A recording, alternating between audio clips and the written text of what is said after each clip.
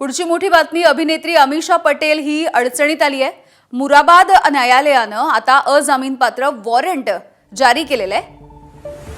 2017च्या लग्न समारंभामध्ये पैसे घेऊनही अनुपस्थित राहिल्याचं हे प्रकरण आहे। न्यायालयानं 27 मार्चला उपस्थित राहण्यासाठी आदेश दिलेले होते। लग्न समारंभाच्या कार्यक्रमासाठी 14 लाख रुपये तिने घेतले होते। मात्र तरी देखील अमीषा पटेल ही या लग्न समारंभामध्ये अनुपस्थित राहिली होती। जामिनाच्या अटी न पाळल्यामुळे अमीषाच्या विरोधामध्ये वॉरंटही बजावण्यात आलेलं होतं।